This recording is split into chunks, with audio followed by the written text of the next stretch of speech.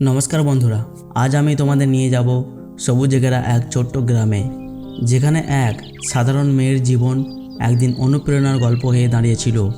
এটা সেই গল্প, এক মেয়ের যে সমাজের বাধা, দারিদ্র, মানুষের টিপ্পনি সব কিছু ভেঙে নিজের স্বপ্নকে সত্যি করেছিল। একটা স্বপ্ন, শিক্ষিকা হওয়ার স্বপ্ন। মেয়েটির নাম ছিল পল্লবী। ওর জন্ম হয়েছিল এক গরিব কৃষক পরিবারে। বাবা সারাদিন মাঠে কাজ করে সংসার চালাতেন, মা গৃহস্থালী আর গরু ছাগল দেখতেন। সংসার ছিল টানাটানির, তবু ছোটবেলা থেকেই পল্লবীর চোখে ছিল অদ্ভুত এক আলো, জ্ঞান পাওয়ার আলো। গ্রামের স্কুলে যখন প্রথম অক্ষর চিনল, তখন থেকেই ওর মনে জেদ, আমি বড় হয়ে অন্যদেরও শেখাবো। কিন্তু সমাজের চোখ ছিল অন্যরকম। গ্রামের লোকেরা বলতো, মেয়েদের এত পড়াশোনার কী দরকার, রান্নাবান্না শিখলেই তো জীবন চলে যাবে। পল্লবী পড়াশোনায় ভালো ছিল, কিন্তু মাধ্যমিকে যখন ভালো ফল করলো, তখনই চাপ শুরু হলো। অনেকে বলল, এখনই বিয়ে দিয়ে দাও, বেশি পড়াশোনা করলে মেয়েটা মাথা উঁচু করে ফেলবে। রাস্তায় স্কুলে যেতেই ছেলেরা টিপ্পনি কাটতো, কেউ কেউ পথ আটকাতো। পল্লবীর চোখে জল আসতো, কিন্তু বাড়ি ফিরে আবার বই খুলে বসতো। ওর একটাই বিশ্বাস ছিল, একদিন আমি প্রমাণ করব শিক্ষা মানে লজ্জার নয়, গর্বের। এদিকে মা চাইতো মেয়ের বিয়ে হোক, কারণ সংসারে অভাব আর গ্রাম সমাজের চাপ সামলানো কঠিন। কিন্তু বাবা অন্যরকম। কষ্ট হলেও তিনি বলতেন, আমার মেয়েকে সুযোগ দিতে হবে, ওর স্বপ্ন থামানো ঠিক হবে না। এই বাবার ভরসাতেই পল্লবী পড়াশোনা চালিয়ে যাচ্ছিল। হায়ার সেকেন্ডারি পড়ার সময় ওর হাতে বই কেনার টাকা ছিল না। অনেক সময় খাতা শেষ হয়ে যেত, কিন্তু খাতা কেনারও পয়সা থাকতো না। তখন পল্লবী সিদ্ধান্ত নিল, সে রাতে ছোট ছোট বাচ্চাদের টিউশন পড়াবে। দিনে স্কুল, সন্ধ্যায় পড়াশোনা আর রাতে টিউশন, এই ছিল তার রুটিন। এদিকে তারই বয়সী বান্ধবীরা বিকেল হলেই গ্রামের মোড়ে আড্ডা দিত, মেলায় ঘুরতে যেত, কেউ কেউ প্রেম টেম করে সময় কাটাতো। কিন্তু পল্লবী অন্যরকম ছিল। সে জানতো এখন সময় নষ্ট করলে স্বপ্ন ফসকে যাবে। তাই সে সব আড্ডা, মেলা, ঘোরাঘুরি থেকে নিজেকে সরিয়ে রাখলো। ওর মন শুধু একটা জায়গায় ছিল, আমাকে পড়তেই হবে, আমাকে শিক্ষক হতে হবে। বন্ধুরা মজা করে বলতো, তুই তো বুড়ি হয়ে গেছিস, শুধু বই খাতার সাথেই দিন কাটাস। কিন্তু পল্লবী হেসে উত্তর দিত, আজ যে হাসছিস, কাল তোরা দেখবি আমি কি করতে পারি।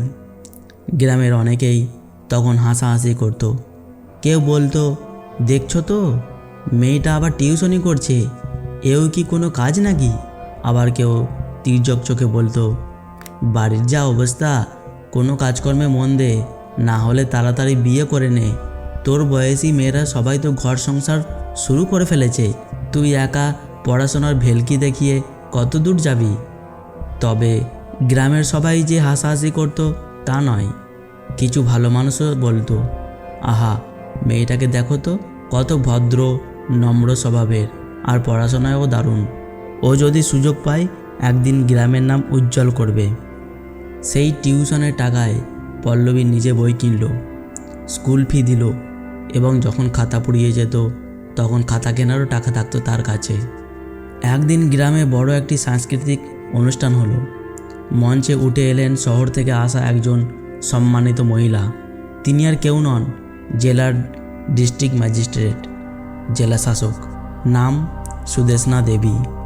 মঞ্চে দাঁড়াতেই ভিড়ের মধ্যে এক অদ্ভুত গুঞ্জন শুরু হলো, জেলা শাসক এসেছেন, তাও আবার মহিলা।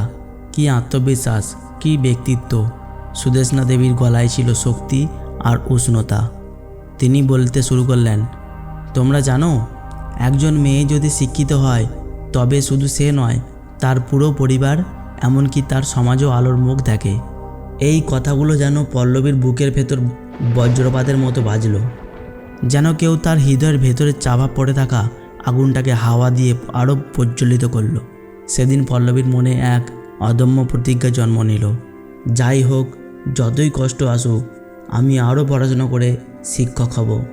একদিন আমিও প্রমাণ করব মেয়ের স্বপ্ন আকাশ ছুঁতে পারে। হায়ার সেকেন্ডারি শেষ হওয়ার পরই পরিবারে আবার বিয়ের আলোচনা শুরু হলো। আত্মীয়রা বলল, এখনই বিয়ে দিয়ে দাও, নইলে পরে পাত্র পাওয়া মুশকিল হবে। পল্লবী এবার কেঁদে ফেলল, কিন্তু বাবার সামনে দাঁড়িয়ে বলল, বাবা, যদি তুমি আমার স্বপ্ন থামাও তাহলে আমি কখনো ক্ষমা করতে পারবো না। আমাকে শুধু একবার সুযোগ দাও। বাবা চুপ করে রইলেন অনেকক্ষণ, তারপর বললেন, ঠিক আছে, চেষ্টা করো, আমি তোমার পাশে আছি। পল্লবী কলেজে ভর্তি হলো আর শিক্ষকতার পরীক্ষার জন্য প্রস্তুতি নিতে লাগলো। কিন্তু হঠাৎ একদিন বিরাট বিপদ নেমে এলো। বাবা মাঠে কাজ করতে গিয়ে অসুস্থ হয়ে পড়লেন। ডাক্তারের কাছে নিয়ে গিয়ে ধরা পড়ল বাবার শরীরে মারাত্মক অসুখ। চিকিৎসার খরচ চালানো পরিবারের পক্ষে অসম্ভব হয়ে গেল। এবার সমাজ সুযোগ পেল। গ্রামের লোকেরা বলল, এবার তো পড়াশোনার খেলা শেষ, বাবাকে বাঁচাতে হলে মেয়েকে বিয়ে দাও, যৌতুকের টাকায় চিকিৎসা করাও। মা ও অসহায় হয়ে উঠলেন। তিনি পল্লবীকে বললেন, তোকে আর পড়াতে পারবো না, বাড়িতে টাকার অভাব, তোর বাবাকে বাঁচাতে হলে তোকে বিয়ে করতেই হবে। পল্লবীর পৃথিবী যেন ভেঙে গেল। একদিকে বাবার জীবন, অন্যদিকে নিজের স্বপ্ন। রাতে চুপচাপ কাঁদত, কিন্তু হাল ছাড়ল না। সে গ্রামে গিয়ে মানুষের বাড়িতে বাড়িতে কাজ করতে শুরু করলো। বাচ্চাদের পড়ানো, সেলাই করা, এমনকি কারো ধানের গোলায় শস্য বাছাই করা।